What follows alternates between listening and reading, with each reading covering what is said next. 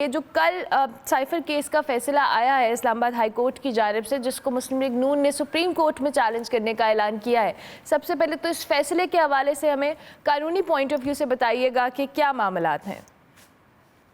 بسم اللہ الرحمن الرحیم، آپ کا شکریہ کہ آپ نے موقع دیا۔ اس کیس کے دو ایسپیکٹس ہیں۔ ایک اس کا ایسپیکٹ یہ ہے کہ پاکستان کے اندر جو پولیٹیکل پارٹیز جو ہیں اننیسیسریلی ڈریگ کرتی ہیں پاکستان کے جوڈیشل سسٹم کو یا پاکستان کی کورٹس کو، اور اگر ان کے حق کے اندر فیصلہ آئے تو وہ یہ سمجھتی ہیں کہ رول آف لا بھی ہے، جسٹس بھی ہے اور ججز بڑا اچھا کام کر رہے ہیں، اور اگر ان کے حق میں فیصلہ نہیں آتا تو وہ پھر ویزا ورس کہتے ہیں کہ اس ملک میں کانسٹیٹیوشن، لا یا جو انصاف ہے اس کے مطابق فیصلے نہیں کیے جا رہے۔ تو میرا خیال ہے کہ کل جو اسلام آباد ہائی کورٹ نے ایک فیصلہ کیا ہے ڈویژن بینچ نے، اس کے اندر ایک چیز واضح آئی ہے کہ پاکستان کے اندر عدالتیں ہیں یا پاکستان کے ججز جو ہیں، باوجود اتنی پولیٹیکل کانٹروورسی کے اندر وہ اپنا کام جو ہے لا یا کانسٹیٹیوشن کے مطابق کر رہی ہیں، اور اسپیشلی اسلام آباد ہائی کورٹ کے اندر جو پچھلے کئی ماہ سے ایک سینٹرک رہا ہے کرٹیسزم کا، اور ان کے چیف جسٹس جو ہیں ان کے اوپر بڑا کرٹیسائز کیا جاتا رہا کہ انہیں ان کیسز کو سننا نہیں چاہیے یا انہیں اپنی سیٹ سے ریزائن دے دینا چاہیے۔ تو میرا خیال ہے کہ اس کانٹیکسٹ کے اندر اگر اسلام آباد ہائی کورٹ نے ایک فیصلہ کیا ہے تو ہمیں اب اس ملک کے اندر اس بحث کو جو ہے وہ کم کر دینا چاہیے، ججمنٹ کو کرٹیسائز کرنا چاہیے، لیکن ہر وقت جو جوڈیشری ہے اور ججز جو ہے ان کا کانڈکٹ یا اس طرح جو چیزیں ہیں وہ پاکستان کے جوڈیشل سسٹم کو انڈرمائن کرتی ہیں، اور یہی وہ بات سپریم کورٹ کے اندر بھی ہے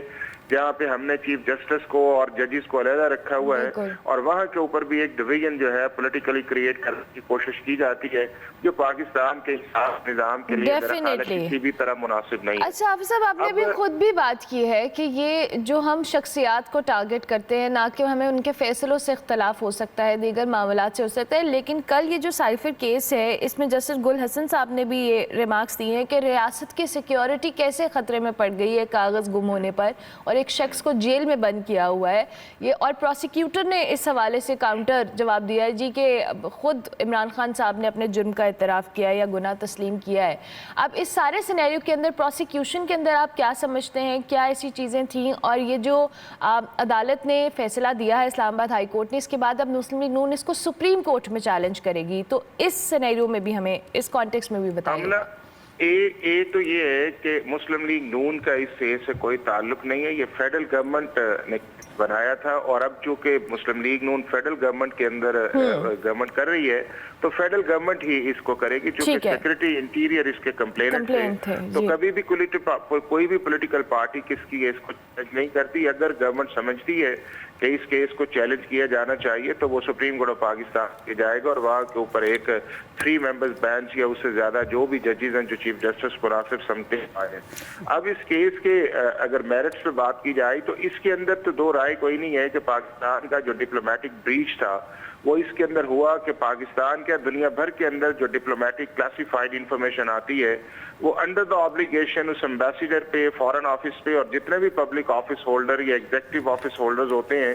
وہ کانسٹیٹیوشنلی اور لیگلی باؤنڈ ہوتے ہیں کہ ان کو ڈسکلوز نہ کریں، کہ لا انہیں اجازت نہ دے، اور یہ دنیا بھر کے اندر پریکٹس ہے۔ اس پہ بھی کوئی دو رائے نہیں ہے کہ جو ڈپلومیٹک کیبل آیا اس کو پولیٹیکلی استعمال بھی کیا گیا، اور آپ کے سامنے وہ اعظم خان کی ویڈیو بھی آئی کہ جس کے اندر آڈیو آئی کہ جس کے اندر کہا گیا کہ اس کو پلے کرتے ہیں، اور پھر ایک پبلک میٹنگز اس کے اندر ہوئی اور اس کے بعد اس کو ویو کیا گیا، اور پھر ایک کانسٹنٹ اس کے اوپر نیریٹو جو تھا وہ بنایا گیا کہ پاکستان کو تھریٹ یا سیکیورٹی اس کے اندر آپ کو کانسپریسی ہے، جس کو نہ آپ کی نیشنل سیکیورٹی کمیٹی نے انڈورس کیا، نہ اس کے بعد جو اس لوگ تھے جس میں آپ کا ایمبیسیڈرز بھی تھے یا فارن آفس کے بھی لوگ تھے، انہوں نے بھی کنفرم کیا کہ اس کے اندر سیکیورٹی اور تھریٹ بھی نہیں ہے اور کانسپریسی نہیں ہے۔ تو میں یہ سمجھتا ہوں اس کانٹیکسٹ کے اندر دیکھا جائے تو ایک strong case official secret act ہے، دنیا کے بہت سارے ممالک کے اندر آفیشل سیکرٹ ایکٹ اپلائی کرتا ہے اور اس کے لوگوں کو ٹرائی کیا جاتا ہے، چونکہ اس کے اندر جو کیس بنا تھا وہ ڈسکلوجر کا بنا تھا، اس میں نہ کوئی ہاتھی کا کیس تھا نہ کوئی ہائی ٹریزن کا کیس تھا، بلکہ ایک ڈسکلوجر کا کیس تھا جو سیکشن 3 کے اندر اور سیکشن 9 کے اندر تھا، جس کی 2 سال سے ہے 10 साल या 14 साल सजा दी जा सकती है। ठीक है। लेकिन जब वो प्रोसिक्यूशन ने केस बनाना शुरू किया या FIA ने बनाया या इन्वेस्टिगेशन स्टेज के अंदर आया, तो मेरा ख्याल है कि वहाँ के ऊपर लीगल में लूप होल्स आए कि जिसके अंदर वो जो साइफर था वो भी रिकॉर्ड पे नहीं आया। फिर जब अदालत के अंदर मामला गया तो बावजूद इस चीज के कि कन्फेशनल स्टेटमेंट भी थे, एम्बेसडर का स्टेटमेंट भी था, फॉरेन सेक्रेटरी का भी था, उन एविडेंस को प्रॉपर तरीके से प्रेजेंट करके प्लीड नहीं किया गया कि जिससे अगर ये केस हाई कोर्ट में आता तो उसको किया जाता। ठीक है, यानी आपके मुताबिक प्रोसिक्यूशन के अंदर कुछ ऐसे फ्लॉज थे और तमाम तर इस चीज़ों को प्रेजेंट करने जो अदालत में की गई हैं उसमें कुछ ऐसे फ्लॉज थे कि ये चीज़ आप जस्टिफाई नहीं कर पाए। Thank you very much. दो चीजें आई हैं, दो चीजें आई हैं। जी क्विकली बता दीजिएगा। मैंने प्रोसिक्यूशन, हाँ जी, एक तो मतलब प्रोसिक्यूशन का बड़ा फेलियर है और दूसरा जो जज साहब थे, स्पेशल जज थे, उन्होंने भी बड़ा हेस्ट का मुजाहरा किया और जो ड्यू प्रोसेस ऑफ लॉ की कंडीशन थी उन्होंने उसको फुलफिल नहीं किया। और ये केस ऐसा था कि जिसको अगर अच्छे तरीके से बनाया जाता तो शायद डिफेंस के लिए चैलेंजेस आते, लेकिन जब मामला हाई कोर्ट के अंदर गया तो हाई कोर्ट में भी इन सारी चीजों को नहीं किया गया और प्रोसिक्यूशन ने बजाते खुद कहा कि इस केस को रिमांड कर दिया जाए क्योंकि इसके अंदर सीरियस लीगल लैप्सेस हैं। तो जब प्रोसिक्यूशन बजाते खुद भी रिमांड करे, आप जस्टिफाई भी नहीं कर सके और साइफर भी रिकॉर्ड पे ना हो, तो मेरा ख्याल है कि उसका एडवांटेज ले लिया है। और यही चीज जो इस्लामाबाद हाई कोर्ट अपने ऑर्डर्स के अंदर डिटेल रीजनिंग के अंदर आएगा कि बावजूद इस चीज के कि मेरिट्स के ऊपर एक स्ट्रॉन्ग केस था, लेकिन प्रोसिक्यूशन की फेलियर और जजेस की हेस्ट और ड्यू प्रोसेस ऑफ लॉ को ना फॉलो करके